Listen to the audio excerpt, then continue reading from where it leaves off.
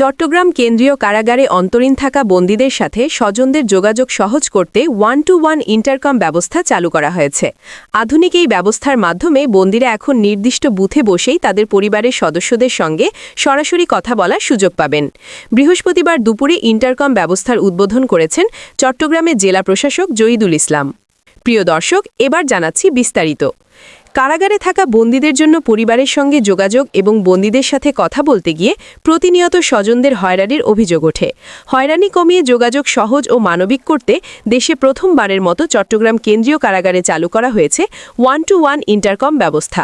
নতুন এই ব্যবস্থার মাধ্যমে বন্দীরা নির্দিষ্ট বুথে বসে সরাসরি তাদের স্বজনদের সঙ্গে কথা বলতে পারবেন। এতে করে সাক্ষাৎ প্রক্রিয়া আরও সুশৃঙ্খল ও সহজ হবে বলে জানিয়েছে কারা কর্তৃপক্ষ। প্রকল্পটি বাস্তবায়নে অর্থায়ন করেছে আলহাজ শামসুল হক ফাউন্ডেশন নামে একটি বেসরকারি প্রতিষ্ঠান।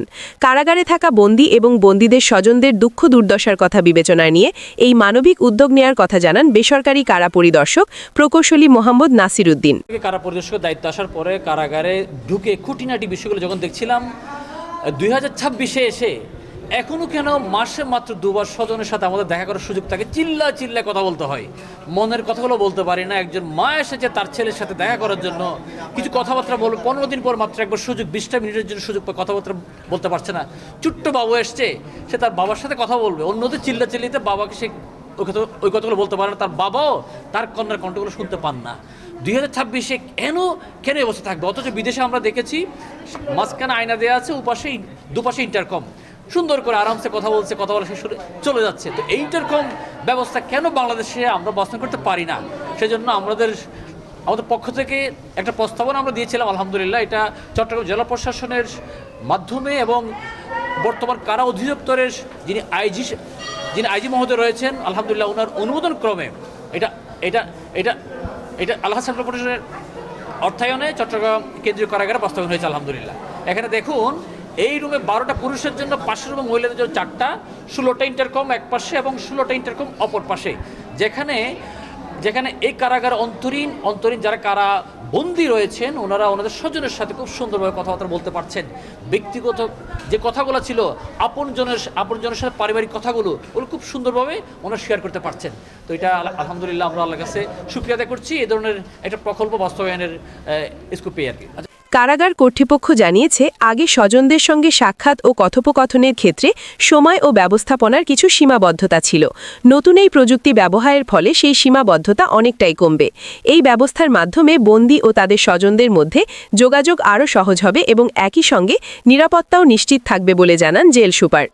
আমাদের এই প্রসেসটা যেন সহজ হয়, বন্দীদের সেবা যেন সহযোগিতা হয়, বন্দীরা যেন কমফোর্ট ফিল করে, আর কতটুকু সুবিধা ফলপ্রসূ হবে এটা তো দিনের শেষে আমরা বলতে পারবো। যদি আমরা 16টায় যদি শুরু করছি, যদি এটা ফলপ্রসূ হয় বা বন্দীরা যদি উপকৃত হয় মনে করি, তাহলে আমরা পর্যায়ে 2তলা 3তলা আমরা চালু করবো। এবং আমাদের কাজ তো বন্দীদের সেবাটাকে একটু বিদ্যা বাড়ানোর জন্য আমাদের চেষ্টা।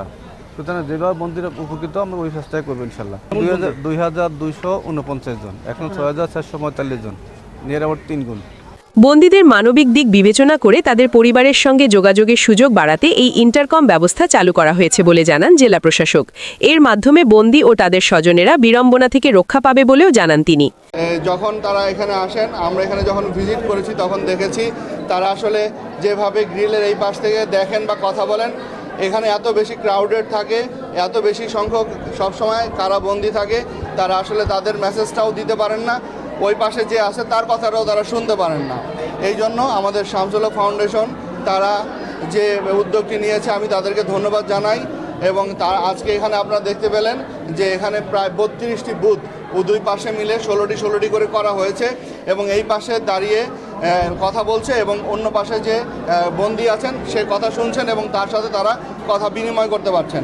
তো আমি মনে করি যে অনেকেই অনেক দূর থেকে আসেন, তার বাচ্চাটা আসে তার বাবার সাথে, হয়তো তার বাবা বন্দী আছে, তার বাবার সাথে একটু কথা বলতে, সে তার বাবার সাথে শুধু কথাটাই বলতে চায়।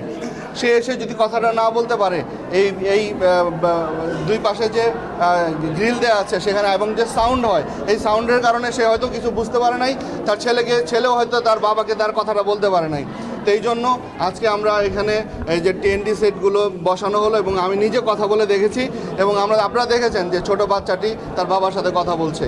আমরা আসলে মানুষের কথা বলার অধিকার সেটি আমরা ফিরিয়ে, যাতে সব জায়গায় তারা কথা বলতে পারে, এটি আমরা ফিরিয়ে দিতে চেয়েছি।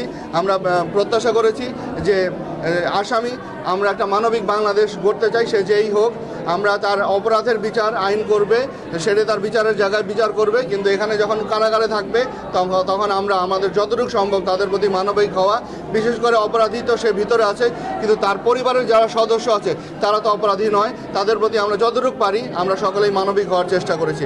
চট্টগ্রাম কেন্দ্রীয় কারাগারে চালু হওয়া এই 1-to-1 ইন্টারকম ব্যবস্থা বন্দীদের মানসিক স্বস্তি বাড়ানোর পাশাপাশি পরিবারের সঙ্গে যোগাযোগকে আরও সহজ হয়েছে বলে মনে করছে কারা কর্তৃপক্ষ।